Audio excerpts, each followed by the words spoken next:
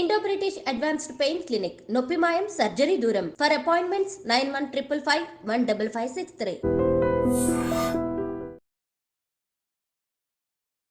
అందరికీ నమస్కారం. నేను Swarupa Potlapalli. Welcome to iDream. సెలబ్రిటీలే లక్ష్యం, మోసం చేయడమే అతని నైజం. హీరోయిన్లైన సమంత, కీర్తి సురేష్లతో పాటు డిజైనర్ శిల్పారెడ్డి వంటి సెలబ్రిటీస్ని టార్గెట్గా చేసి ఏకంగా 100 కోట్లకు టోకరా వేశాడు. అతను మరెవరో కాదు, తృతీయ జ్యువెలర్స్ అధినేత కాంతిదత్. శ్రీజారెడ్డి అనే ఒక వ్యాపారవేత్త కంప్లైంట్తో అతని మోసాలన్నీ బయటకు వచ్చాయి. జూబ్లీహిల్స్ పోలీసులు అతన్ని అరెస్ట్ చేసి కటకటాల పాలు చేశారు. ఏంటి, సెలబ్రిటీస్ కూడా ఇలా మోసపోతున్నారా? కోట్ల కొద్దీ ఎందుకు ఇలాగా పెట్టుబడులుగా పెట్టేసి ఎవరినో నమ్మి మోసపోతే తర్వాత పరిస్థితి ఏంటి? ఇలాంటి విషయాల మీద మాట్లాడడానికి సోషల్ యాక్టివిస్ట్ కృష్ణకుమారి గారు నాతో పాటు ఉన్నారు. మేడం నమస్తే. నమస్తే. చూసారు కదా, ఏకంగా బాలీవుడ్ నుంచి పరిణీతి చోప్రాని తీసుకొచ్చేసి బ్రాండ్ అంబాసిడర్ అని నమ్మించి ఆమెకి ఇవ్వాల్సిన రెమ్యునరేషన్ని కూడా పెట్టుబడులు పెట్టించాడు. అంటే ఎంత తెలివైన వాడో చూసారా మేడం? ఇలా సెలబ్రిటీస్ కూడా మోసపోతుండడంతో దీన్ని మనం ఎలా చూడాలి? అంటే తెలివితేటలు అందరికీ ఉంటాయండి. తెలివి తక్కువ వాళ్ళు ఎవరు ఉండొచ్చు, అది వేరే విషయం. ఒక ఏరియాలో తెలివి తక్కువగా ఉన్నా ఇంకొక ఏరియాలో తెలివితేటలు ఉంటాయి. ప్రతి ఒక్కరికి తెలివితేటలు ఉంటాయి. కాకపోతే ఈ తెలివితేటలు దేనికి వాడుతున్నారు అనేది ఇంపార్టెంట్. ఇప్పుడు ఇతను కూడా చాలా చిన్న వయసు, చాలా తెలివైన వాడిగా కనిపిస్తున్నాడు. స్ఫురద్రూపి, చూస్తే ఎవరైనా ఆకట్టుకోగలిగిన మాటలు, రూపము అన్నీ ఉన్నాయి. పైగా దానికి తోడు అతను పేపర్ మీద అతను ఇస్తున్న ఫిగర్స్ చూస్తే వాళ్ళకే మతిపోతుంది. ఇప్పుడు మామూలుగా ఎవరన్నా ఓ 10 రూపాయలు అడిగే దగ్గర 100 రూపాయలు అడిగారు అనుకోండి, మనని ఏమన్నా ఛార్జీల విషయంలోన. నీకు తెలుసా 100 రూపాయలకి ఎన్ని రూపాయలు ఉంటాయో అని అడుగుతాం, అవునా? అంటే వాస్తవానికి దూరంగా వెళ్ళి మాట్లాడుతున్నాడు కాబట్టి అలా అంటాం మనం. అలాగే ఇప్పుడు ఇతను కూడా చాలా వాస్తవానికి దూరంగా మాట్లాడుతున్నాడు, కానీ అతను అనే సాహసం చేయలే. ఎప్పుడైనా ఏం ఆలోచిస్తారంటే ఎవరన్నా బిజీగా ఉన్నవాళ్ళు మోసాన్ని అర్థం చేసుకునే లోపే మోసపోతారు. వాళ్ళ బిజీ లైఫ్లో వాళ్ళు ఇంత తర్కించుకునే తెలివితేటలు ఉండవు. జనరల్గా ఇట్లాంటి వాళ్ళందరూ మేనేజర్ల ద్వారా వస్తారు. వీళ్ళు మేనేజర్లను పట్టుకుంటే పనులు అయిపోతాయి వీళ్ళకి. ఆ మేనేజర్ చెవిలో జోరేగిలాగా మంచోడు మేడం, ఒకసారి మాట్లాడండి మేడం, మీరు నిర్ణయం తీసుకున్నారో లేదు, ఒకసారి వినండి మేడం. ఇంత మార్కెటింగ్ స్టైల్ అనమాట. అలా ఎంటర్ అవుతాడు వీళ్ళలో. ఒకళ్ళ దగ్గర ఎంటర్ అయిన తర్వాత ఇక అతనికి ఎంట్రన్స్ చాలా ఈజీ అయిపోతుంది. ఒక అబద్ధం ఆడిన తర్వాత ఇంకో అబద్ధం ఆడటం చాలా ఈజీ. ఒక్క అబద్ధం ఆడేలోపే ఉంటుంది ఆ భయము, బెరుకు, అవన్నీ పోతాయి. పోయి ఆరితేరిపోతారనమాట. ఇక అట్లా ఒకళ్ళ తర్వాత ఒకళ్ళు. అతను ఒక ఆనందాన్ని అనుభవిస్తున్నాడు ఈ విషయంలో. ఇంత పెద్ద సెలబ్రిటీ నేను చెప్పిన మాటలకు పడిపోయింది. జనాలంతా ఈవిడికి పడిపోతుంటే ఈవిడ నాకు పడిపోయింది. ఆ కిక్కు వేరబ్బా, అది ఇచ్చే కిక్కు మామూలుగా ఉండదు. ఆ కిక్కుతోటి 1000 ఏనుగుల బలం వస్తుంది. ఈ 1000 ఏనుగుల బలంతో ఇంకొకరిని చేయటం. అయితే ఈ మొత్తం వెనక ఒక ఫియర్ అండ్ గ్రీడ్ ఉంటుంది. ఏంటంటే, సరే మనం బిజీగా ఉన్నాము, మన దగ్గర డబ్బులు ఉన్నాయి, 4 డబ్బులు అవుతాయి, నష్టం ఏంటి అనే ఒక ఆశ. ఇది గ్రీడ్. ఫియర్ ఏంటి ఇక్కడ? ఏం జరిగినా కానీ మూసిపెట్టి కూర్చోవటం. ఎవరికి తెలిస్తే ఏమవుతుందో, ఎవరికి ఈ విషయం తెలిస్తే నన్ను తెలివి తక్కువ అనుకుంటారు. ఆల్రెడీ వీళ్ళకి సొసైటీలో ఒక నేమ్ అండ్ ఫేమ్ ఉంటాయి. ఎవరైనా ఎగతాళి చేస్తారేమో, సరే పోతే పోయింది, ఈ డబ్బులు పోతే పోయినాయి అని ఒక మనస్తత్వంలో వాళ్ళు ఉన్నారనుకోండి, ఏమవుతుంది? ఇప్పుడు ఒకరు చెప్పారనుకోండి ఈ విషయం, జరిగిన విషయాన్ని ఒకరు చెప్తే ఇంకొకరికి తెలుస్తుంది. ఆ ఒక్కరే చెప్పకుండా ఊరుకుంటే ఎలా బయటకు వస్తుంది? అసలు ఈ విషయం బయటికి రాదు. ఇప్పుడు వీళ్ళందరికీ ఎంతో కొంత అనుమానాలు వచ్చుండొచ్చు ఏదో ఒక దశలో అతని గురించి, ఏది కొంచెం దిగిన తర్వాత. కానీ ఆ దిగిన కాలుని బయటికి తీసుకోవాలి అంటే దానికి కొంత సమయం వెచ్చించాలి. వాళ్ళ దగ్గర అంత టైం ఉండదు. పోతే పోయినాయి అనుకుంటారు. వాళ్ళకి కావాల్సింది అదే. ఇట్లాంటి వాళ్ళనే మోసం చేస్తారు వాళ్ళు పని కట్టుకుని. ఎందుకంటే వాళ్ళకి డబ్బు కన్నా సమయం చాలా ఇంపార్టెంట్. ఎక్కడంటే అక్కడికి వాళ్ళు వెళ్ళలేరు. మహా అయితే ఇలాంటి ఎదవను పరిచయం చేసేవాని మేనేజర్ని 4 తిట్లు తిడతారు, అయిపోద్ది అంతటితో. వీడినైతే రప్పించుకోలేరు. మళ్ళీ వీడున్న దగ్గరికి వీళ్ళు వెళ్ళరు, వెళ్ళేంత అవసరంలో వీళ్ళు ఉండరు. ఇప్పుడు కొంతమంది డబ్బులు అప్పులు ఇచ్చి వసూలు చేసుకుంటారు. ఎలా అంటే అర్ధరాత్రి కూడా ఇంటికి వచ్చేస్తారు, తెల్లవారుజామున పాలోడి కంటే ముందు వచ్చేస్తారు ఇంటికి. అలా అయితేనే దొరుకుతారు మనుషులు. అది వసూలు చేసుకునే పద్ధతి. కానీ వీళ్ళకి అంత తీరిక ఎక్కడిదే? అసలు ముందు మోసపోయామని తెలిసిందో లేదో మేడం ఇన్ని రోజు ఇంతవరకు కూడా. ఎందుకంటే ఇంతవరకు వాళ్ళు బయటకు వచ్చి ఒక స్టేట్మెంట్ కానీ కంప్లైంట్ ఇవ్వడం కానీ ఇలాంటివి చెయ్యట్లేదు. ఒకవేళ తెలిసినా కానీ నవ్వుల పాలవుతామేమో, పరువు పోతుందేమోనని సెలబ్రిటీస్ ఇంకా ఎక్కువ ఆలోచిస్తారు. పైగా ఈ సెలబ్రిటీస్ దగ్గరికి ఏం చేస్తారంటే ఒకళ్ళు ఒప్పుకున్నారని ఇంకొకళ్ళకి చెప్తారు. ఆమె ఒప్పుకుంది అంటే ఎంతో కొంత వాస్తవం అయ్యి ఉంటుందిలే, అందుకే ఆమె ఒప్పుకుంది, సరే నేను ఒప్పుకుందాం అనుకుంటారు. ఈ మార్కెటింగ్లో కూడా స్టైల్ అదే. ఇప్పుడు ఈ ప్లాట్లు అమ్మే వాళ్ళు ఎలా ఉంటారంటే, నాకు కూడా తెలుసు అనుభవమే. ఇప్పుడు వాళ్ళు తీసుకున్నారు, వాళ్ళకి తెలిసిన గ్రూపులో ఒకళ్ళు తీసుకున్నారు అని చెప్తారు. వాళ్ళిద్దరు మాట్లాడుకోరులేని వీళ్ళు అనుకుంటారు. మాట్లాడుకుంటేనే కదా బండారం బయటపడేది. మాట్లాడుకున్నంతసేపు ఏంటి, వాళ్ళు తీసుకున్నారు అంటే మనం కూడా తీసుకుందాం అనుకుంటారు. ఇట్లా నడుస్తూ ఉంటాయి అన్నమాట ఇవి. ఇలా ఇతను కాకపోతే ఒక criminal attitude, anti personality trades ఉన్నవాళ్ళు మాత్రమే ఇట్లా చేయగలరు. వీళ్ళకి భయం ఉండదు, ఏ మాట అయినా మాట్లాడగలుగుతారు. అలాగే ఏదైనా వాళ్ళకి లక్ష్యం మీద ఉన్న ధ్యాస మార్గం మీద ఉండదు. ఒకటి నిర్ణయించుకుంటారు, ఇవాళ సాయంత్రం లోపు నేను ₹1,00,00,000 సంపాదించాలి అనుకుంటారు. ఎట్లా సంపాదిస్తాను అనేది అనవసరం వాళ్ళకి. ఈ ఈ దారి ఈ ప్రయాణంతో సంబంధం లేదు, గమ్యం మాత్రమే కావాలనుకుంటారు. అలా అనుకున్నప్పుడు వాళ్ళు ఏం చేస్తారు, ఏమైనా చేస్తారు. తిమ్మిని బమ్మిని చేస్తారు, భూమి ఆకాశం ఏకం చేస్తారు, అబద్ధాలు చెప్తారు, అవసరమైతే ఎవరైనా చంపుతారు, ఎవరిదన్నా లాక్కొచ్చుకుంటారు. వేదం సినిమా చూశారు కదా మీరు, దానిలో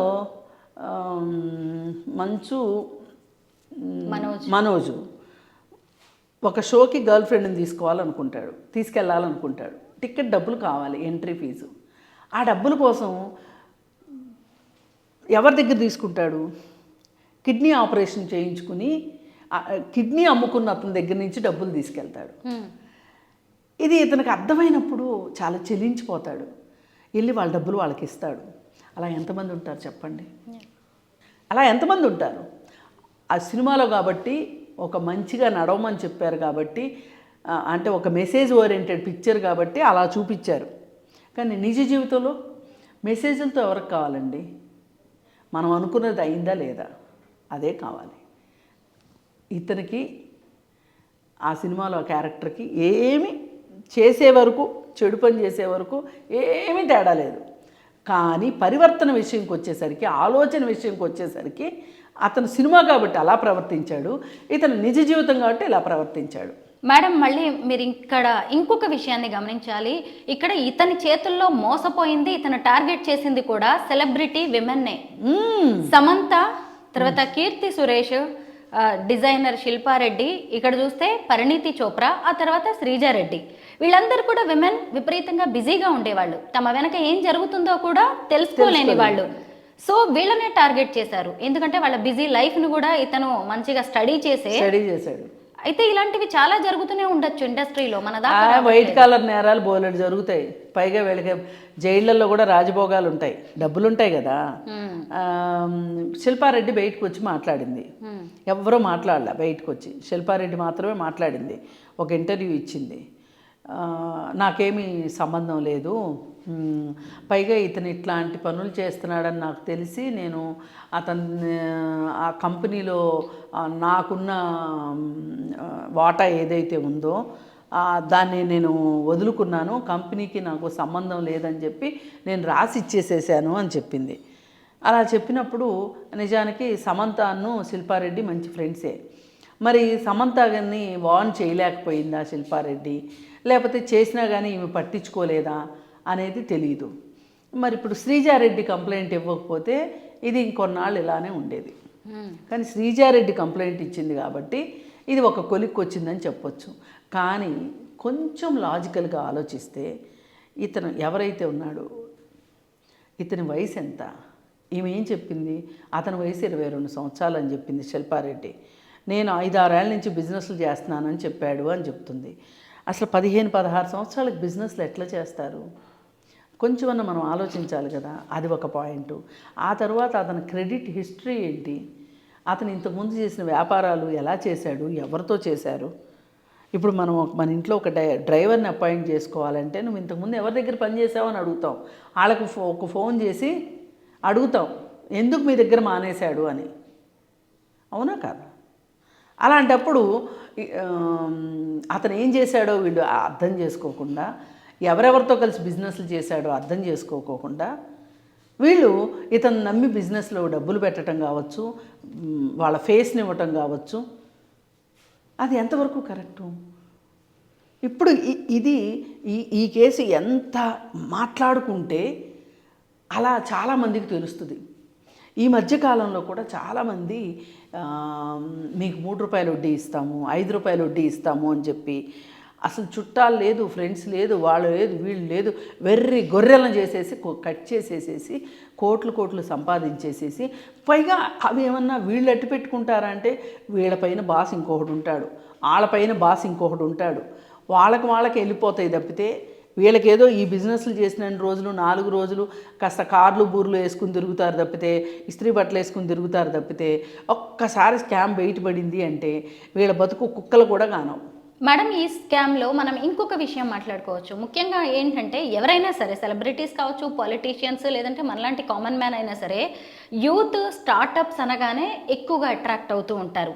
ఇప్పుడు సమంత కావచ్చు, పరిణీతి చోప్రా కావచ్చు, కీర్తి సురేష్, వీళ్ళు కూడా అలాగే అట్రాక్ట్ అయ్యారు.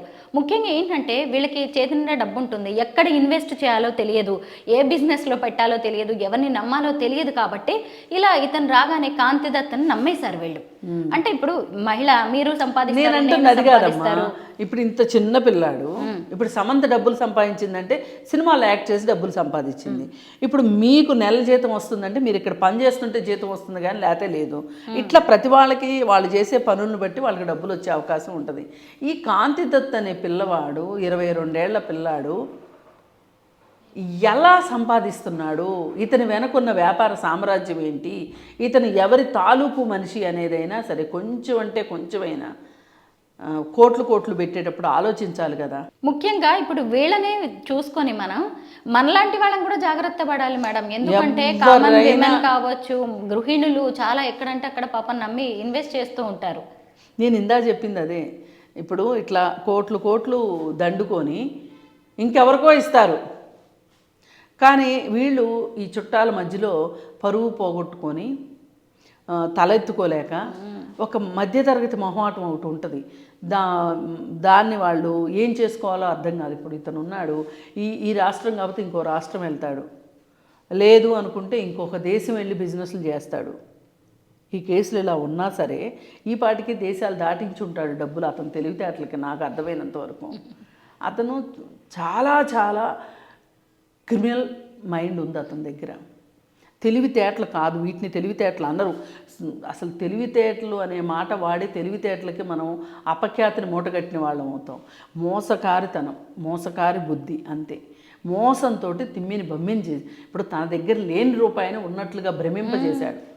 ఈ ఏజ్లోనే ఇలా ఉంటే అసలు అతని వయసు పెరిగే కొద్దీ ఇంకెన్ని మోసాలు చేసే అవకాశం ఉంది. ప్రభుత్వం ఇప్పుడే గట్టి చర్యలు తీసుకోవాల్సింది, పోలీసులు కావచ్చు తీసుకోవాలి. ఇంకొకటి కూడా చేయాలి, ఇట్లాంటి నేరస్తుల పట్ల వీళ్ళకి సైకోమెట్రిక్ టెస్టులు చేసి వీళ్ళ మనస్తత్వాన్ని విశ్లేషణ చేసి దానికి తగ్గట్టుగా వీళ్ళకి చికిత్స అందిస్తే తప్పితే, లేదు అనుకుంటే ఇట్లాంటి వాళ్ళు రాటుదేలిపోయి జైలుకి వెళ్ళిన తర్వాత ఇంకా కొంతమంది నేరస్తులను చూసి ఇంకా కొన్ని నేరాలు నేర్చుకొని వీళ్ళు ఇంకొంచెం రాటుదేలిన వాళ్ళలాగా వచ్చి మళ్ళీ సమాజం మీద, ఇప్పుడు ఈ రాష్ట్రం కాకపోతే ఇంకొక రాష్ట్రం ఎవరికి తెలుస్తుంది చెప్పండి. ఇప్పుడు ఈ వయసుకే ఇంత చేసినోడు దీనికి ఒక్కసారి జైలుకి వెళ్తాడు, తర్వాత ఏం జరుగుతుంది? కొన్నాళ్ళు ఉన్న తర్వాత ట్రైల్లోకి వస్తుంది కేసు, ఎప్పటికో వస్తుంది ఆర్థిక నేరాల విషయంలో. వచ్చినప్పుడు తిరుగుతాడు, శిక్ష పడేది ఎప్పటికీ? ఏ 12 ఏళ్ళకో 15 ఏళ్ళకో. ఈ నేరాలన్నీ తెలియని వాళ్ళ చోటకి వెళ్ళి చేయడానికి గ్యారంటీ ఏంటి? అందుకే ఇతన్ని ఇప్పుడు ఇది చిన్న దొంగతనం అని నేను అనను, చిన్న మోసం అని నేను అనను.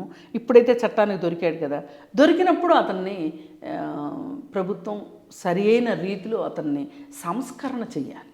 ఈ హీరోయిన్స్ని ఇతను ఎలా టార్గెట్ చేస్తున్నాడంటే మేడం, తన జ్యువెలరీ షాప్స్కి వీళ్ళని బ్రాండ్ అంబాసిడర్స్గా సెలెక్ట్ చేసుకుంటున్నాడు. ఈ జ్యువెలరీ షాప్స్ అనే కాదు, తన బిజినెస్కి సెలెక్ట్ చేసుకోవడం, వాళ్ళకి ఇంత రెమ్యునరేషన్ ఇవ్వడం, తర్వాత మళ్ళీ అదే రెమ్యునరేషన్ని ఇన్వెస్ట్ చేయించడం ఆయన బిజినెస్లో. వీళ్ళు కూడా ఎక్కడో ఒక చోట అమౌంట్ వస్తుంది కదా అనుకున్నారు. ఈవెన్ పరిణీతి చోప్రా కూడా అలాగే పెట్టేసింది. ఇంకొకటి ఏంటంటే ఇక్కడ ఉన్నది కామన్ పాయింట్ గోల్డ్ అనగానే మనం ఏమైనా ఎక్కువగా అట్రాక్ట్ అవుతూ ఉంటారు కదా, మనం కూడా ఎన్నో స్కీమ్స్ కడుతూ ఉంటాం, అవి స్కామ్లుగా మారుతాయని మనం కూడా అనుకోలేము. ఈ సంఘటనను చూసి ఇక నుంచైనా మహిళలు కావచ్చు, మిగతా ఎవరైనా సరే ఎలా జాగ్రత్త పడాలంటారు? ఇదే అసలు మీరు తెలియని వాళ్ళని నమ్మొద్దు. మొదటి మాట, మీరు అంతగా మీ దగ్గర డబ్బు ఉంటే గోల్డ్ కొని పెట్టుకోండి ఇంట్లో. ద సేఫెస్ట్, అది ఎవ్వరూ తీసుకోలేరు. ఆభరణాలే చేయించుకోకర్లా, గోల్డ్ దాచి పెట్టుకోవచ్చు. లేదు అనుకుంటే పోస్ట్ ఆఫీసు రికరింగ్ డిపాజిట్స్ ఉంటాయి, ఎల్ఐసిలో మనం పెట్టుకోవచ్చు, సింగిల్ ప్రీమియం పాలసీలు ఉంటాయి. ఒక బాండ్ ఇస్తారు అంతే ఎల్ఐసి వాళ్ళు, ఆ బాండ్ పోద్దనే భయం లేదు. బాండ్ పోతే కూడా ఏమీ కాదు, డూప్లికేట్ బాండ్ దొరుకుతుంది మనకి. మర్చిపోవాలంతే. ఒక 5 ఏళ్ళకి వేసేసేయండి. 5 ఏళ్లకు ఎవ్వరు మోసం చేయరు కదా మిమ్మల్ని, కానీ అక్కడ వచ్చే ఇంట్రెస్ట్ రేట్ తక్కువ. మిమ్మల్ని నమ్మించి బులిపించి మాయ చేసేవాళ్ళు చెప్పే ఇంట్రెస్ట్ రేట్లు ఎక్కువ. కానీ ఇక్కడ అసలు ఉంటుందో తెలియదు, వడ్డీ ఉంటుందో తెలియదు. కానీ అక్కడ అసలు ఉంటుంది, వడ్డీ ఉంటుంది. మీరు గవర్నమెంట్ పోస్ట్ ఆఫీసుల్ని ఇట్లాంటి వాళ్ళని నమ్ముకోండి. మహిళలు ఎవరైనా మీ దగ్గర డబ్బు ఉంటే గోల్డ్ కొని లాకర్లో పెట్టుకోండి. ఎప్పటికైనా పనికి వస్తుంది గోల్డ్ ఎక్కడికి పోదు. లేదు అంటారా, మీకు నమ్మకమైన చోట ఎక్కడన్నా మీ దగ్గర ఉన్న డబ్బుకి సరిపడా ఏదన్నా చిన్న ల్యాండ్ కొనుక్కోండి, ఇన్స్టాల్మెంట్లో ల్యాండ్ కొనుక్కోండి. ఇలా చెయ్యండి తప్పితే ఎవరిని నమ్మి ఈరోజు 5 రూపాయలు ఇస్తే కూడా 5 పైసలైనా సరే తిరిగి వస్తాయి అనే నమ్మకం అయితే ఈరోజు లేదు. 5 పైసలకి ఇవాళ లోకంలో చలామణిలో ఎట్లా అయితే చలామణిలో లేదో, విలువ లేదో, మీరు ఎవరి చేతికైనా డబ్బులు ఇస్తే కూడా అంతే. చూశారు కదా, సెలబ్రిటీకైనా కామన్ మ్యాన్కైనా ఒకే పాయింట్, ఎవరైనా కష్టపడే సంపాదిస్తారో డబ్బులు, ఇంట్రెస్ట్ ఎక్కువ వస్తుంది అనగానే, లేదంటే మీరు పెట్టుబడి పెట్టిన దానికి డబ్బులు వస్తుంది అనగానే మనం కూడా ఆశపడిపోయి ఎక్కడంటే అక్కడ ఇన్వెస్ట్ చేస్తూ ఉంటాము. 1కి 10 సార్లు జాగ్రత్తగా చూసుకోండి. ఇప్పుడు చూసారా, సమంత కావచ్చు, కీర్తి సురేష్, పరిణీతి చోప్రా, శ్రీజారెడ్డి, శిల్పారెడ్డి, ఏంటి ఎవరు చూసినా కూడా ఆడవాళ్లే. తొందరగా ఆడవాళ్ళని గోల్డ్ వంకతో అట్రాక్ట్ చేస్తున్నారు. ఎవరి మోసాల్లో వాళ్ళ వలలో కూడా పడకండి, జాగ్రత్తగా ఉండండి. Thank you so much ma'am. Thank you.